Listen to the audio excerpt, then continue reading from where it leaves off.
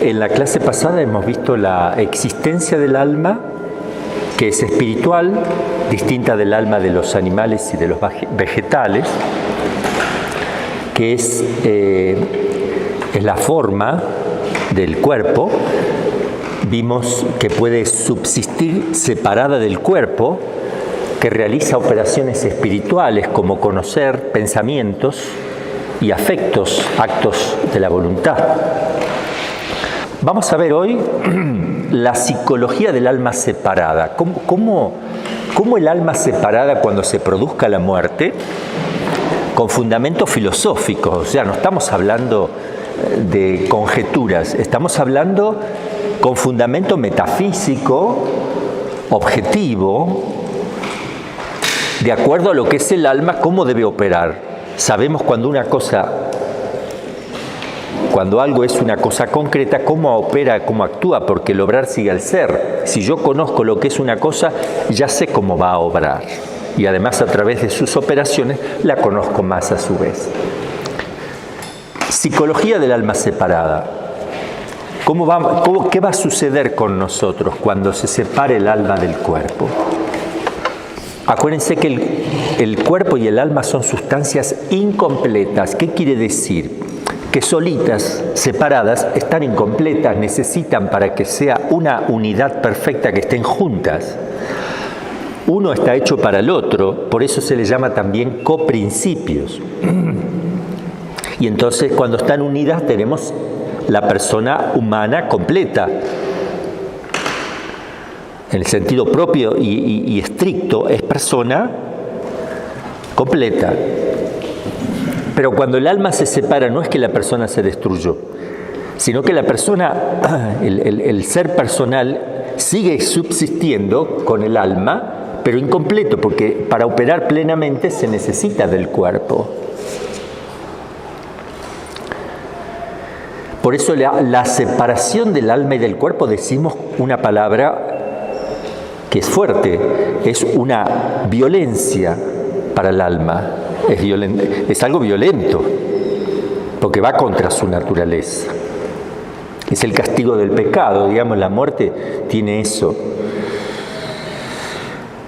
que es el único elemento que subsiste porque el cuerpo se descompone, porque el cuerpo no puede subsistir, no es un subsistente el cuerpo, necesita la forma del alma. En cambio el alma sí es un subsistente y es espiritual, no solamente es simple, que no tiene parte, sino que además es espiritual.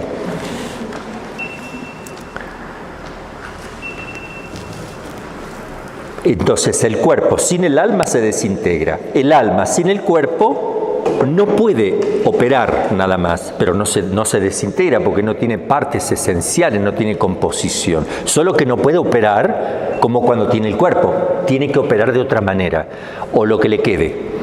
Y eso es lo que vamos a ver. Se separa el alma. ¿Puede mover un brazo el alma? No. ¿Puede mover manos? No, porque no tiene.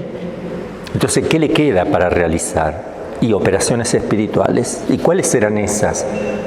Todo lo que está relacionado con la potencia intelectiva, porque ustedes saben, y esto lo podríamos poner, si yo me pudiera levantar, que sí lo voy a hacer, a ver si lo puedo escribir, para que vean un poco en la pizarra,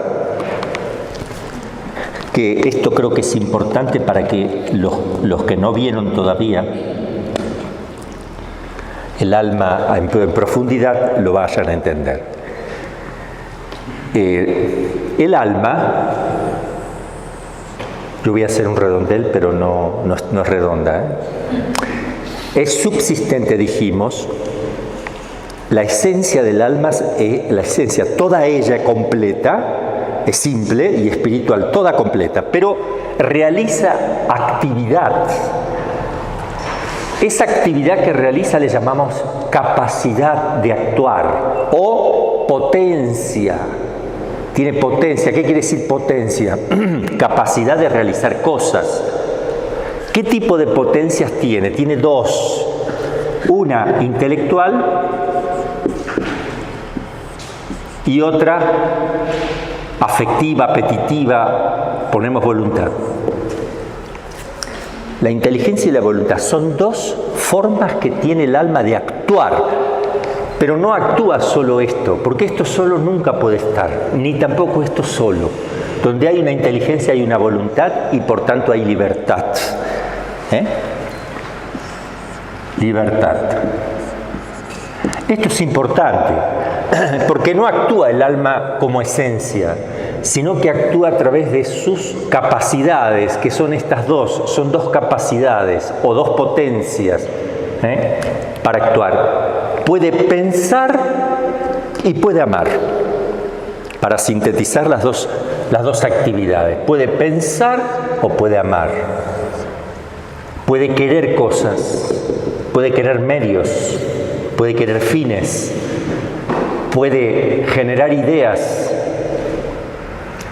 Pero cuando está separada el alma, las va a generar de otra manera.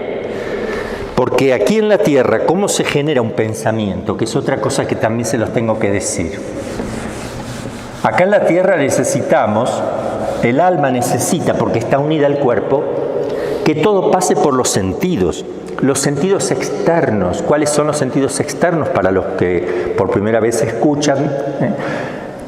Tenemos la vista, el más perfecto de todos los sentidos, luego sigue el oído, luego el olfato, el gusto y el tacto. ¿Por qué digo ese orden?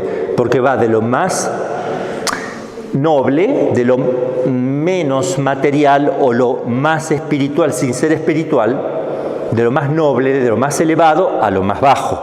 Lo más bajo es el sentido del tacto, que tiene lo más tosco, tiene que tocar la cosa para poder percibir, sensar. En cambio la vista se la considera la más noble de todas, después le sigue el oído. La vista está relacionado con el entendimiento, se dice, porque uno ve, el entendimiento ve también, pero es analógico, ojo.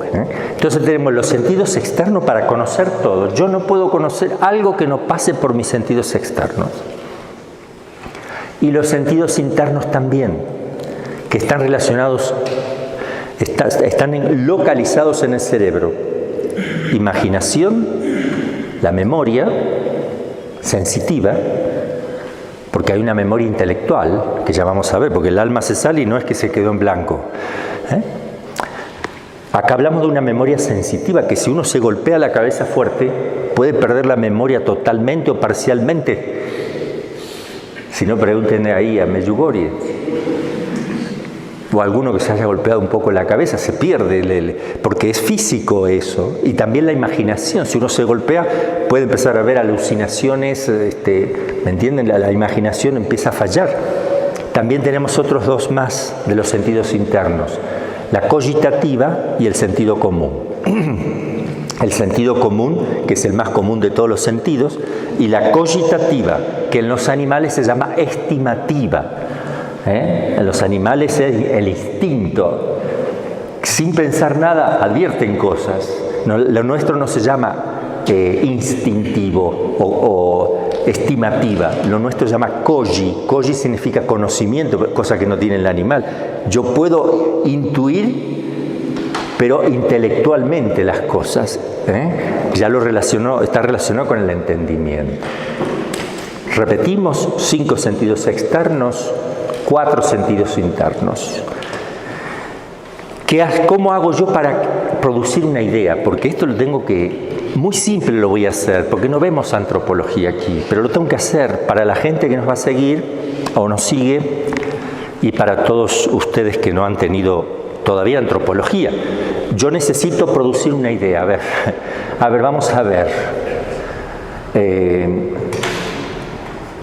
Bueno, la imagen de la Santísima Virgen. Yo la miro por primera vez. No sé lo que es. Supongamos que yo desconozco totalmente la religión, no tengo idea. Miro eso, claro que alguien me lo tiene que explicar, porque yo no me puedo dar cuenta, ¿verdad? O tengo que analizar solito para ir viendo cómo se comporta, etcétera. Yo voy conociendo, pero lo hago a través de los sentidos, la vista, toco, el tacto, puedo olfatear, ¿verdad? Puedo escuchar también, golpeo la imagen, escucho. Y eso queda en la memoria, en la imaginación. Hay todo un trabajo interno que va de lo más sensible. Yo tengo que realizar una cosa extraña, tengo que dejar todo lo que es sensible para quedarme con una idea, porque la idea no tiene nada de material.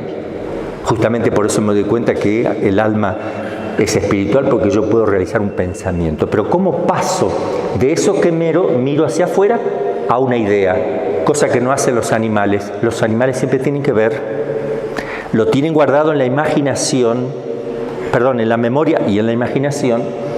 Entonces cuando lo ven saben si es bueno o malo, porque ya lo vieron, pero solo lo necesitan ver. Y se le puede llegar a la memoria, incluso pueden soñar, los perros sueñan, también, pequeñas.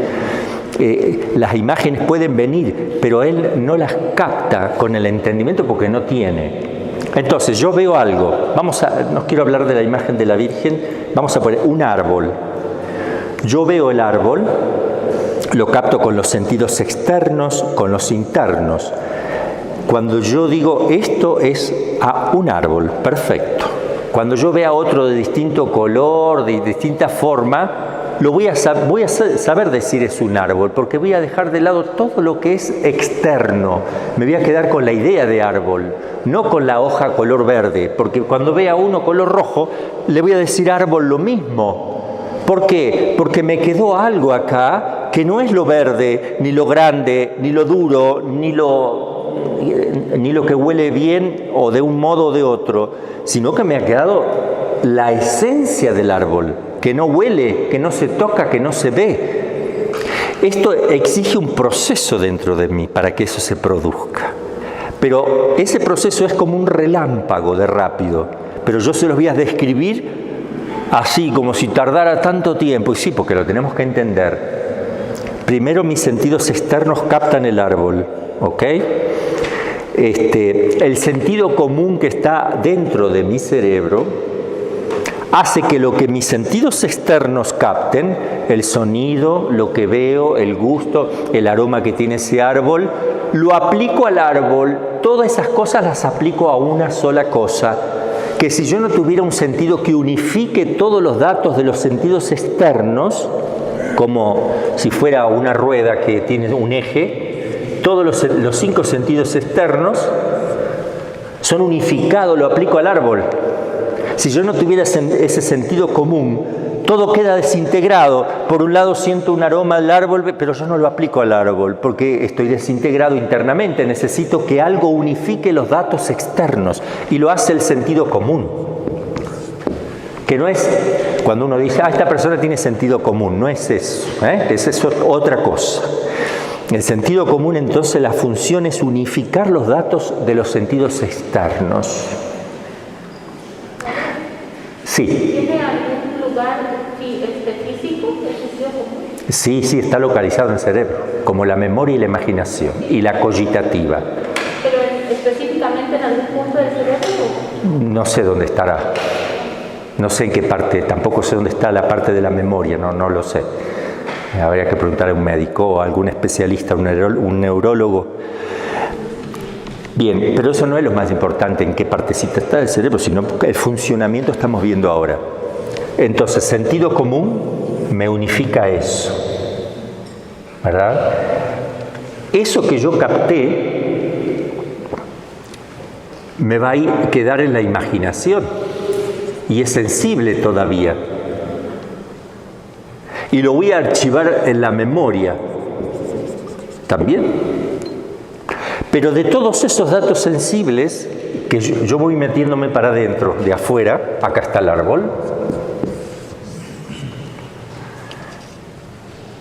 De todo eso, yo tengo se llama especie impresa, o se llama fantasma. El fantasma de la imaginación, no es el fantasma ese que viene a espantar, Se llama fantasma, la fantasía, viene de fantasía, o especie impresa, que es algo sensible que está dentro de mí, es sensible todavía, porque lo estoy captando con el sentido común, está dentro de esto todavía. Yo necesito que el entendimiento, que está bien atrás, realice que saque todo esto sensible y se quede con lo espiritual. ¿Cómo se hace eso? Hay un sentido interno que se llama la cogitativa.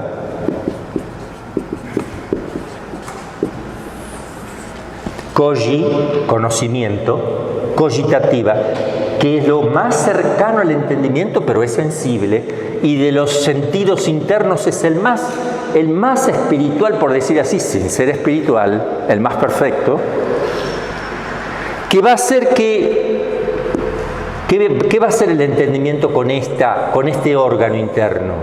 Va a prescindir de todo lo sensible y se va a quedar con la idea de la cosa, lo que constituye la especie expresa. Está expresado, está convertido en idea. Eso que es sensible está convertido en una idea. Miren, esto se hace rápido en el mecanismo humano, se hace espontáneo, no lo tengo que pensar, solo miro algo y ya se hizo. Pero tiene todo esto, de tal manera que cuando yo deje de mirar el árbol, lo puedo volver a pensar y lo puedo imaginar con la imaginación. ¿Dónde me quedo? Acá. Lo puedo volver a imaginar sin mirar el árbol. Y puedo recordar las características, la memoria, sin necesidad del árbol. Eso de imaginarlo y de memorizar lo hacen los animalitos, pero sin entender. Saben si es bueno o malo nada más. Nada más, si es nocivo o bueno para él. En cambio nosotros no, nos quedamos con la idea de árbol, de tal manera que yo esa idea la puedo coordinar con otras y sacar conclusiones. Cuando vea una piedra, puedo decir, todo árbol es viviente. Eso que veo no vive. Eso que veo no es un árbol. O sea, no hago todo eso, pero me sale espontáneo. Los animales no hacen eso. Mira, entonces, ¿qué va a pasar cuando el alma se separe que no va a tener todo esto? Todo esto no lo va a tener, solo va a tener las ideas con las que va a salir de aquí. Yo podré recordarme cómo era el rostro de mi mamá, me lo podré imaginar, el alma podrá imaginar el rostro de la mamá. Sí. ¿Y dónde está grabado? Esta lo llama la memoria intelectual. ¿Qué es? No es como la memoria esta. No va a poder reproducir como aquí, pero va a tener el concepto de las cosas. Por ejemplo, me decía un profesor allá en Roma, yo no sé si mi mamá, de verdad, no sé si mi mamá que falleció usaba anteojos o no, nunca me puse a pensar. O sea, no lo capté, no lo guardé en la memoria. No, de verdad, no sé, porque estoy tan acostumbrado estaba yo de ver a mi mamá, que no sé, nunca pensé, tiene anteojos. Pero si yo hubiese visto, y digo, a ver si tiene anteojos, sí tiene, ya lo hago idea, la idea me queda, mi mamá tiene anteojos, me queda la idea de que tiene anteojos y son colores marrones, y son gruesos. Yo lo conceptualicé, eso que es sensible, que está en la memoria, puede no estar presente, por momentos desaparece porque la memoria, uno no prestó atención cuando estaba mirando eso. Muchas veces uno sucede que no ve a una persona, uno dice, ¿cómo estaba vestido? No sé, no se fijó, pero sí lo vio, pero no lo registró porque no puso la atención, no lo pasó a la memoria, solo lo vio con la vista, no lo memorizó. Entonces uno puede no solo memorizar, sino que conceptualizar las cosas. Los anteojos de mi mamá eran grandes. Yo me quedo con la idea esa. Entonces el alma va a tener eso.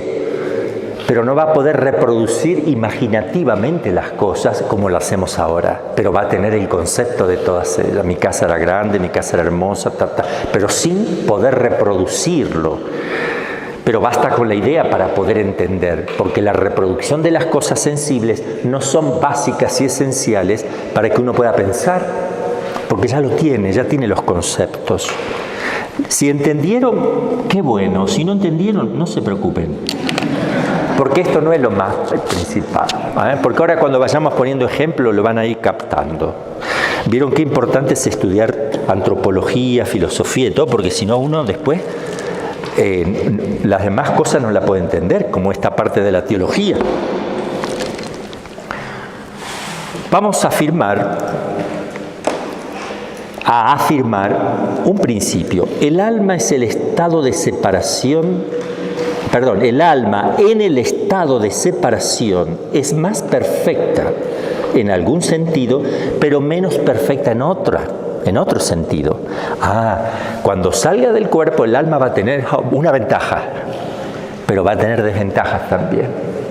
Va a ser más perfecta en cierto modo, porque no va a tener el límite de un cuerpo, pero por otro lado va a estar limitada en otras cosas. Por ejemplo, no va a poder imaginar, no va a poder memorizar, a recurrir a la memoria, no va a poder mover objetos materiales, no va a poder operar, porque para operar el alma necesita cuerpo humano, necesita los pies, las manos, necesita los miembros de un cuerpo y el cuerpo. Pero por otro lado tiene ventajas, van a ver qué hermosas ventajas, lo que va a pasar con el alma cuando se separe. Vamos a ver primero las cosas que le beneficiarán al alma, que será más perfecto. Momentáneamente hasta que se une al cuerpo glorificado, después con el cuerpo glorificado, que es otro comportamiento, eso ya queda, no pierde lo perfecto que va a tener cuando se separa, no lo pierde, pero va a recuperar lo perfecto que tenía con el cuerpo. Todo va a quedar a la perfección. Pero acá en el momento intermedio, hasta que resucite un cuerpo, el cuerpo, cuando queda solita, goza de ventajas y desventajas. Las ventajas continuarán con el cuerpo glorificado y las desventajas se volverán ventajosas, mucho más que antes. ¿Me captaron? Bien, vamos a ver los beneficios del alma separada. ¿Por qué es más perfecta? Porque va a conservar en su raíz, decimos, en la raíz, o sea, lo más profundo, conserva las potencias sensitivas y tiene la capacidad, tiene la capacidad de sensar, aunque no pueda hacerlo, de usar los sentidos. Esas capacidades las conserva. Es como que yo soy un gran pintor, pero pierdo el brazo, ¿verdad?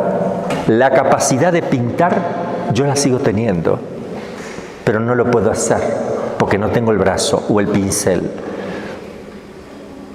El alma sigue teniendo las capacidades, las potencias sensitivas, vegetativas también, y también las locomotoras, la locomoción, la capacidad de mover un cuerpo, eso lo sigue teniendo, no lo va a perder. Pero al no tener el cuerpo, no se distrae como cuando tenía el cuerpo. Ni consume fuerzas y energías para atender el cuerpo, tampoco se desvinculó. ¡Wow! Primero que no se va a distraer porque es el alma sola, ningún tipo de distracción, pero además no pierde fuerza porque no está animando un cuerpo,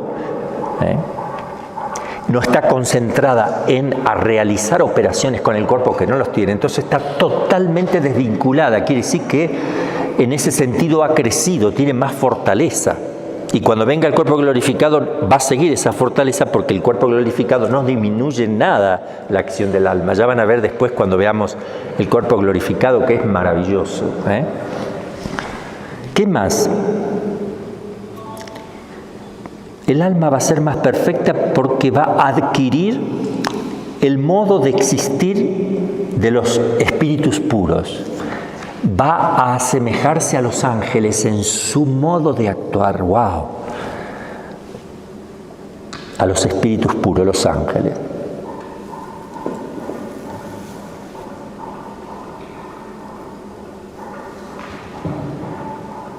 Va a empezar a entender y va a empezar a amar al modo angélico. ¡Wow! Sí, porque es espíritu también, puro como el ángel.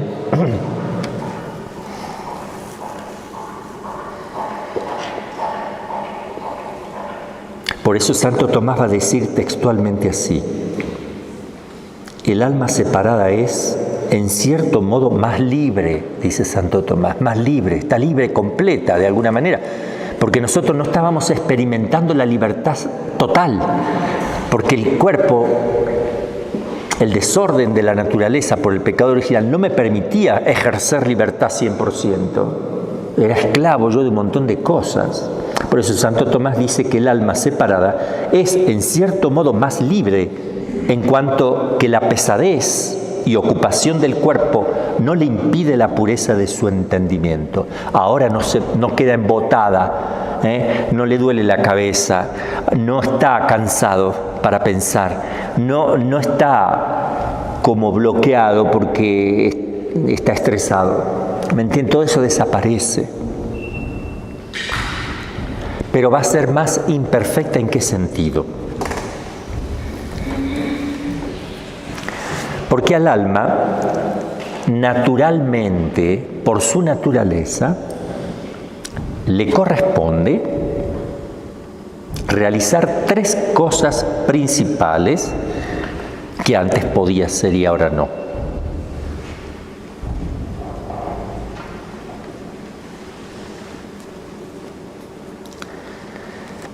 Antes tenía la unión con un cuerpo y gozaba de lo que es el apetito natural, las cosas naturales, buenas.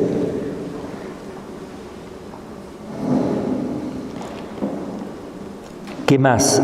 ¿Por qué es más imperfecta? Porque no puede realizar el fantasma de la imaginación. El proceso ese no lo puede realizar, porque no tiene ya la fantasía, porque no tiene la imaginación ni la memoria. No puede tener eso.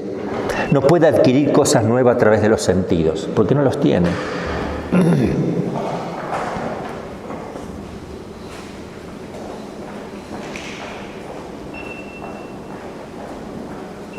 Y tercero, no puede tener conocimientos nuevos, sensibles, de cosas que antes no llegó a conocer. No puede aumentar más ese conocimiento de cosas sensibles porque no tiene el cuerpo. Se fue con lo que tenía, con todo el conocimiento que tenía, se fue con eso. ¿Puede aumentar nuevos conocimientos? El alma no puede adquirir nuevos conocimientos sino por los sentidos. Por tanto, no va a tener nuevos conocimientos naturalmente. Por su naturaleza, no. Por su naturaleza necesita el cuerpo. Pero puede tener nuevos conocimientos porque Dios se los infunda. De hecho, va a ser así. O porque un ángel se los infunda. Ideas que le infunde sin el cuerpo. O pueden entre ellas transmitirse ideas una a la otra, la transmisión de ideas de un alma a la otra o de un ángel a un alma, entre ellas, entre los ángeles, con Dios sí va a haber intercambio. Pero no decimos que es un conocimiento natural, porque el hombre naturalmente conoce a través de los sentidos.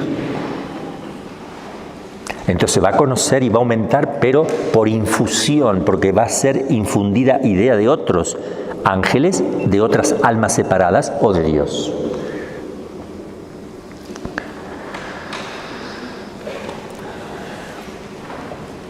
Por eso el estado de separación del alma con el cuerpo no se puede decir que sea más perfecto en el hombre. ¿Por qué? Porque el hombre perfecto es con su cuerpo. Pero que pueda realizar cosas a mayor perfección, momentáneamente, sí. Pero cuando se vuelva el cuerpo glorificado, eso que aumenta en perfección no disminuirá, porque el cuerpo glorificado va a tener unas características del cual el alma no se va a sentir pesada, el alma no se va a sentir bloqueada, va a tener toda la potencia que tiene siendo libre, pero va a aumentar en perfección porque va a poder seguir conociendo con los sentidos espiritualizados, perfeccionados de su mismo cuerpo, de su mismo cuerpo.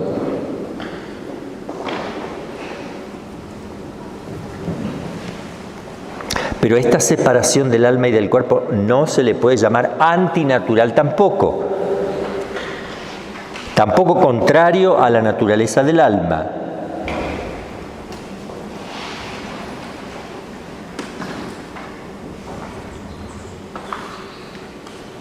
Podríamos decir que sea menos natural, pero no antinatural.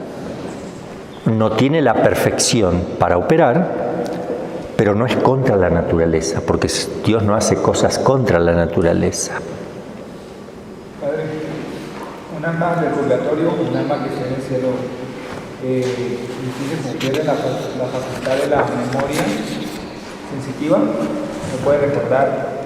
Entonces quiere decir que si, por ejemplo, un familiar que está en el cielo, en el purgatorio, no puede recordarme a mí. Por ejemplo, mi mamá. Sí, te puede recordar, pero no te puede reproducir sensiblemente. Pero sí se acuerda. Simón, hijo de Juan. Sí, el alma del purgatorio te puede, tu pariente, Simón sí era así, una persona buena. Todos los conceptos, acuérdense que estamos hablando de una memoria espiritual. Son las ideas que no se mueven, porque eso no lo quita nadie en el alma, las ideas. Pero no te puedes reproducir como lo hacía antes. Y le gustaría poder reproducirte.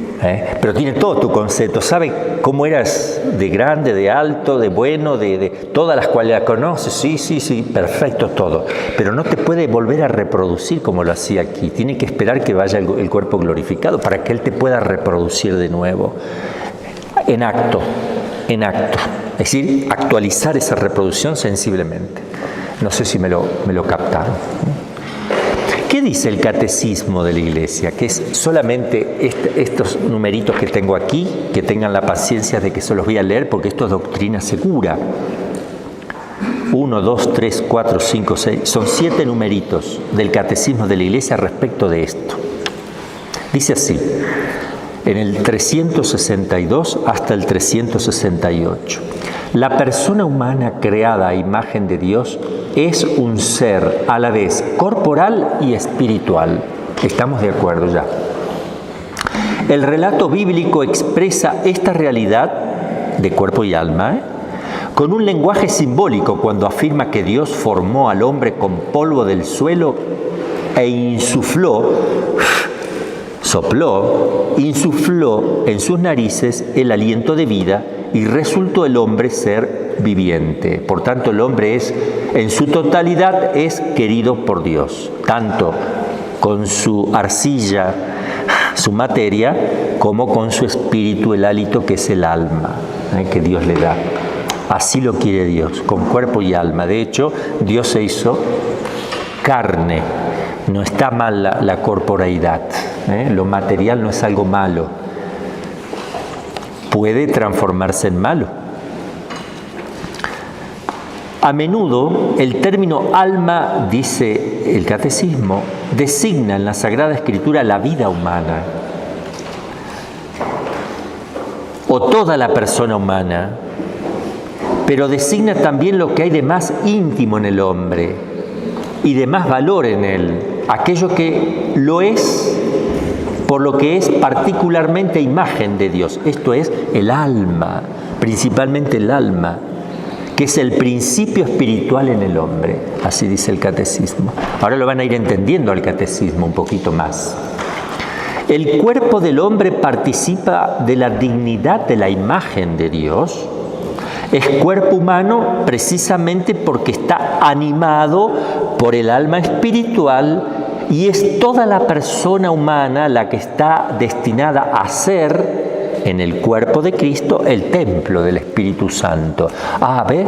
Entonces cuando viene el Espíritu Santo, cuando la Trinidad inhabita dentro de mí, ¿no está en el cuerpo? ¿Dónde está? Dice la Escritura, los teólogos y la enseña la Iglesia, la presencia radica en la esencia misma del alma, no en las potencias. ¿Se acuerdan que yo decía que el alma tiene dos potencias? está la esencia y las potencias, las capacidades de actuar. No está en las capacidades de actuar la presencia de Dios, sino mucho más adentro, en la misma esencia del alma, por el cual cuando yo pienso, pienso con Dios presente en mí, cuando yo amo, amo con Dios presente en mí a través de las operaciones. Pero al estar en la esencia del alma y al ser ella la forma del cuerpo, el cuerpo participa de esa presencia de Dios trinitaria también. Por tanto, somos templos del Espíritu Santo, nuestro cuerpo también. No directamente, sino indirectamente, pero participa de la inhabitación. Por eso San Pablo dice que no debemos hacer mal uso de nuestro cuerpo, porque es templo del Espíritu Santo. Uno en cuerpo y alma, el hombre, por su misma condición corporal, reúne en sí los elementos del mundo material. Es el resumen de todo lo material, de tal modo que, por medio de él, estos alcanzan su cima y elevan la voz para la libre alabanza del Creador.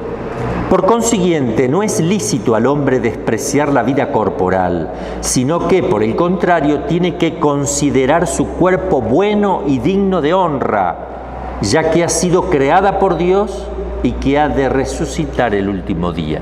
¿Por qué dice que el hombre es como el resumen de toda la creación? Porque en el hombre está la vida mineral, tenemos minerales en el cuerpo, la vida vegetativa, que no es solo el pelo, sino también puede ser la barba, las uñas y otras cosas,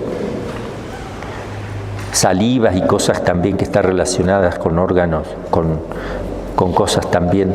Y la parte animal, puedo censar, tengo sentidos como los animales, la parte animal también está en mí, y la parte espiritual, porque mi alma es espiritual, y puedo tener también a Dios, si vivo en gracia, también Dios está en mí. Está lo más chiquitito, los minerales, hasta lo más infinitamente posible, que es Dios mismo, está Dios mismo en mí. Yo reúno todo porque Dios así lo ha querido. Pero si hay alguien que reúne de manera más particular todo por la perfección de su ser, es Cristo, el Verbo encarnado, y después María Santísima. Por eso se dice que ella es la obra de arte, en ella se resume toda la creación, como pura criatura, en Cristo como Dios hombre, pero en María como pura criatura. Sí, el catecismo, la unidad del alma y del cuerpo es tan profunda que se debe considerar al alma como la forma del cuerpo, lo que estábamos explicando, aquí está en el catecismo, la forma del cuerpo. Lo dice el Concilio de Viena y lo repite aquí también el catecismo, Concilio de Viena del 1312. Fíjense, todo el catecismo hace alusión a todos los concilios anteriores, hasta el de Jerusalén, que es el primero. Todas las citas bíblicas, todos los padres de la Iglesia, los maestros de vida espiritual están citados permanentemente en el catecismo. Quiere decir que hay que hacer uso de ellos. No hay que tirarlos como hacen hoy, que a partir de ahora lo que vale es lo último que salió.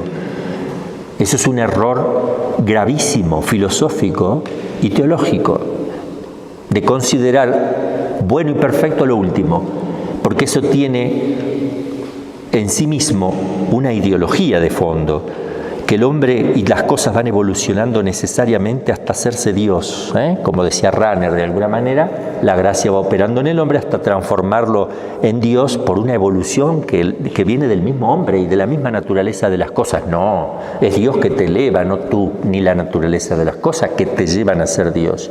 Eso es muy, muy delicado lo que enseña Rahner ahí. La unidad del alma y del... Bien, entonces...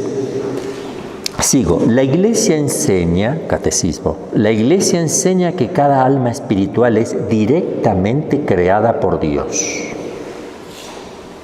y no es producida por los papás y es inmortal. Concilio de Letrán, Credo del Pueblo de Dios, Pablo VI, no perece cuando se separa del cuerpo en la muerte, no perece, no muere. Eso está enseñado, es el dogma de fe. y se reunirá de nuevo al cuerpo en la resurrección final. Todo lo que vamos a enseñar está fundamentado en la doctrina, para que esto vean que es maravilloso. Todo lo que vamos a decir es doctrina de la Iglesia, si no lo vamos a aclarar, lo que no sea. A veces se acostumbra, dice el Catecismo, a distinguir entre alma y espíritu. Así San Pablo ruega para que nuestro ser entero, el espíritu, el alma y el cuerpo, sean conservados sin mancha hasta la venida del Señor. La Iglesia enseña que esta distinción no introduce una dualidad en el alma. No hay dos cosas en el alma. Es lo mismo. Ahora se los voy a explicar allí. Lo dice la Iglesia.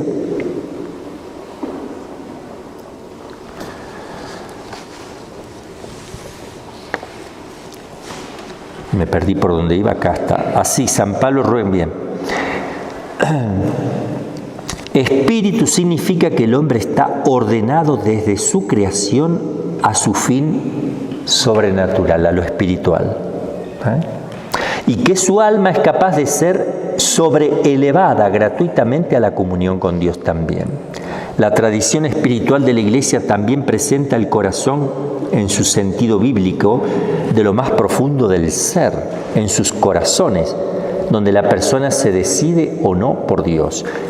La Escritura dice en lo más profundo del corazón del hombre. Corazón significa en ese sentido el alma, lo más interior del hombre. Y aquí les explico bien en un gráfico la distinción entre espíritu, alma y cuerpo, para que no se me confundan. La gente dice, Padre, ¿existe el espíritu?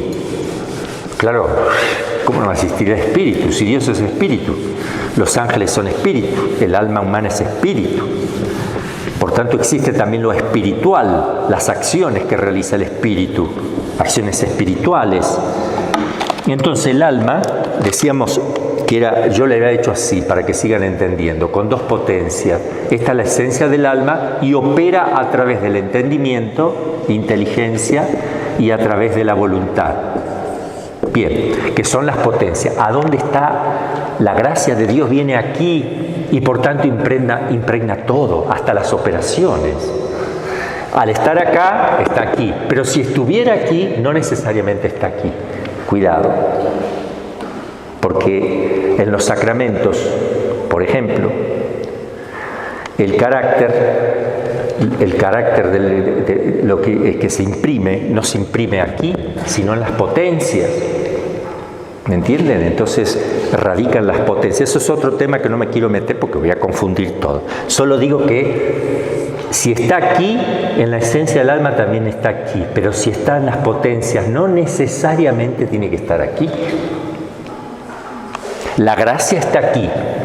Por tanto, está en todo, hasta en las potencias. Ahora, el alma tiene dos funciones. Animar, de ahí la palabra animar, dar vida, es la forma de un cuerpo. Y le llamo alma, porque anima. Cuando digo alma, entonces me refiero más a que está animando un cuerpo, sí. Pero esa misma alma, sin ser dos, siendo la misma, además de estar dando vida a un cuerpo, informándole, puede realizar acciones espirituales y puede conectarse con el mundo sobrenatural. ¡Wow! A través de esto y de esto. Entonces, cuando yo me digo espíritu, me estoy refiriendo a la parte a las potencias del alma, que están dirigidas a las cosas espirituales. Por eso digo el espíritu y cuerpo, o alma, espíritu. Entonces es una distinción que yo hago en mi mente, no porque esté dividida el alma, sino porque tiene dos funciones y yo las sé distinguir. Digo alma cuando quiero hablar de que está animando un cuerpo, y digo espíritu cuando digo que puede realizar acciones espirituales. ¿Me lo captaron? Si no captan, no puedo hacer otra cosa que seguir con la materia. Porque lo que la naturaleza no puede, la gracia no. Bueno, hasta ahí el catecismo. Ahora vamos a desarrollar este tema en un esquema que vamos a poner, no sé si escribir todo ese esquema o directamente lo leo, después lo verán ustedes en los apuntes. Voy a decir para la gente que nos puede estar escuchando estos temas y para ustedes, los apuntes, decíamos, se los vamos a dar. Ahora, la gente que está escuchando esto, ¿cómo hace? Yo estoy sacando el 80% de la materia, va a ser el libro de Teología de la Salvación de Rollo Marín, ediciones Bach. ¿Se puede conseguir? Sí, se puede conseguir. No está en PDF, en internet no. Se puede comprar. Ahora, yo estoy tipeando prácticamente el 80% de ese libro, o un 70%, porque voy resumiendo también, no lo tipeo todo como está, no, voy resumiendo. Algunas partes sí está casi como está. Por tanto, yo al tener un libro casi completo, o sustancialmente completo, yo no lo puedo dar como apuntes, porque tiene muchas cosas y yo no sé si eso se puede hacer, yo creo que no. Entonces, les recomiendo a la gente que pueda conseguirse ese libro, y si no, bueno, vemos cómo le vamos a hacer. Eso pueden ir tomando apuntes, ya vamos a ver cómo le hacemos. Sí se lo podría pasar, pero no para que lo impriman y lo distribuyan en forma, sino que a los alumnos, a los que siguen la materia, yo creo que sí se lo podemos dar con la condición de que no, a su vez, no lo reproduzcan, porque si no estamos haciendo algo que va contra el derecho de autor. Entonces, como esto está trabajado, está resumido de alguna manera, aunque está bastante del libro, no obstante, vamos a hacer como ad usum privatum, se llama, usar privadamente el mismo libro como uso personal, solo para las personas que están estudiando. Yo creo que se podría. Lo dejo a consideración, después vemos cómo le hacemos. Entonces, el desarrollo que vamos a hacer es el siguiente. Vamos a plantearnos si el alma puede realizar actividades separadas del cuerpo, lo vamos a ver ahora. Y luego, ¿cuáles son esas actividades que puede realizar? Vamos a ver en el orden sensitivo, que ya dijimos algo, lo vamos a completar. ¿Qué cosas puede hacer en el orden sensitivo? ¿Qué cosas puede hacer en el orden espiritual? ¿Y qué cosas puede hacer en relacionándose con Dios, con los ángeles, con las otras almas? En el orden espiritual, si puede pensar, si puede adquirir ciencia natural, si le vienen las cosas preternaturales que tenía cuando Dios le creó a Adán y Eva, ciencias infusas y etcétera. Si tiene ciencias sobrenaturales, es decir, si puede conocer cosas sobrenaturales, cosas de Dios antes de que se una al cuerpo. En la voluntad, ¿qué pasa si puede elegir un fin distinto del que ya eligió? Y si sigue siendo libre para elegir otras cosas, por ejemplo, está en el cielo, puede, dentro del cielo, tiene libertad para decir, quiero esto, ahora quiero esto, o se le va a esa, la libertad de medios, porque el fin, obviamente, la posesión de Dios no se te va. Ahora, dentro de esa posesión de Dios, si tú quieres viajar y conocer los astros, no, el otro dice, no, yo no quiero conocer los astros, yo quiero ir a hablar con Platón, quiero conversar un poco con él. Yo quiero ahora estar con la Virgen María para conocer su corazón. Ahora quiero ir a conversar con mi ángel de la guarda. Ahora yo puedo elegir los medios, soy el libre, el alma, para elegir medios, y si es libre para elegir el fin. ¿Puede cambiar el fin último? ¿Puede cambiar los fines intermedios? Eso lo vamos a ver. ¿Y en el infierno tiene libertad para fines intermedios? ¿Para los medios? ¿Pueden cambiar el fin último? ¿Pueden cambiar los medios? También lo veremos. El alma en el infierno y el alma en el purgatorio y en el cielo. ¿Cómo se comportaría? Y en relación, el alma relacionándose primero con Dios, con los ángeles, ¿cómo se va a relacionar con los demonios? ¿Cómo se va a relacionar con los buenos ángeles? ¿Cómo se va a relacionar con otras almas separadas? ¿Cómo se va a relacionar con las sombras de la tierra? Mi papá que está allá, yo creo que en el purgatorio o en el cielo, ¿cómo se relaciona conmigo? Él conmigo, no yo con él, él conmigo. ¿Cómo se relaciona? ¿Puede hacer algo en mi favor? ¿Puede manifestarse?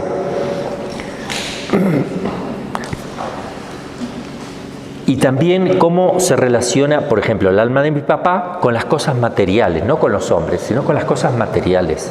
Si puede hacer uso de ellas, si puede intervenir en las cosas de la tierra, etc. Eso lo vamos a ver ahora, que nos va a preparar para entender después muchas otras cosas más. En primer lugar, si puede ejercer alguna actividad, si el alma puede realizar actividades o está en estado de letargo, así como se fue nomás. El alma separada del cuerpo continúa viviendo con propia vida independiente, sigue siendo independiente y sigue viviendo. Donde hay vida, siempre hay actividad, por tanto actúa. Si hay vida, hay actividad, entonces actúa también.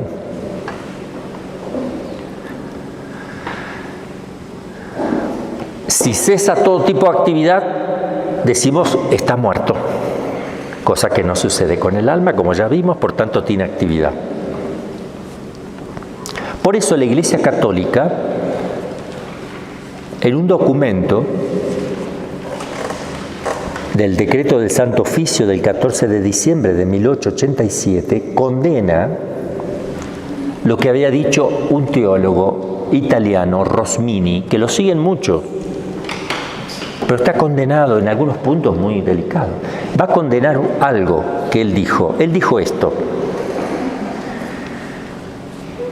el alma del difunto, decía él, en el estado natural, cuando salga del cuerpo en el estado natural, existe como si no existiera. Hoy, yo no quisiera estar en ese lugar. Como si no existiera, ya que no puede ejercer ninguna reflexión sobre sí mismo, ni tener conciencia alguna de sí mismo, o sea, queda en estado de un ente. Su condición puede decirse semejante al estado de perpetuas tinieblas y de un sueño sempiterno. Imagínense, este Rosmini, teólogo católico, fue condenado por el Santo Oficio esa doctrina. Entonces, ¿qué enseña la Iglesia? El alma seguirá funcionando después de la separación del cuerpo, puesto que está viva y por tanto realiza operaciones. Esto se demuestra por la razón natural simplemente, o sea, por la filosofía. Sin embargo, la teología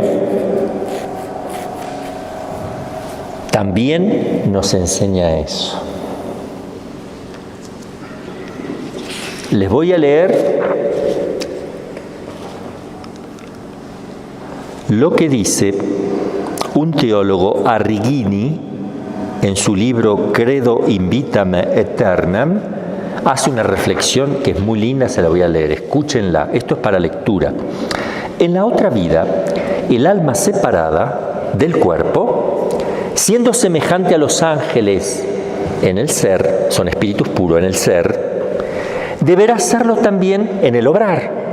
Si es igual que un ángel, porque es espíritu puro el alma, si es espíritu puro como el ángel, entonces obra como el ángel, porque el obrar sigue al ser, es decir, uno obra como es. El sonido de un instrumento musical, la guitarra tiene un sonido por su naturaleza misma. El clarín o el clarinete suena distinto porque tiene una naturaleza distinta según su ser, es su obrar, para que se vayan dando cuenta de lo que quiero decir. Entonces, si el alma se asemeja al ángel, porque es espíritu puro, porque ya no tiene su cuerpo, entonces su actividad también se va a asemejar a la del ángel. Sigue diciendo este teólogo, ¿no? Vuelvo a leer. En la otra vida, el alma separada del cuerpo, siendo semejante a los ángeles en el ser, deberá serlo también en el obrar, ya que el obrar sigue al ser, como enseña la filosofía. Por consiguiente, muchas cosas maravillosas que sabemos han realizado los ángeles, pueden también realizarlas con la autorización de Dios las almas separadas. Puede venir el ángel Gabriel, apareció en un lugar, tomó del éter materia para poder producir sonidos que a través de ondas sonoras llegan al oído de la Virgen. Si fue una aparición externa, porque puede ser una aparición interna en su imaginación o directamente en su entendimiento. Por lo que vemos es externa. Y entonces también un alma, con permiso de Dios, podría tomar un cuerpo, el mismo que tenía antes, para comunicarle algo a una persona, como ha habido casos en la vida de los santos, para que estén seguros, en la vida de los santos donde se han aparecido almas del purgatorio, por ejemplo, pidiendo oración. Se comporta igual que el ángel, toma su figura, no toma alas. El ángel toma alas para mostrar que es un ángel. El hombre se presenta tal cual para mostrar que es hombre y que es este hombre concreto. ¿Ya? Bueno, recreo.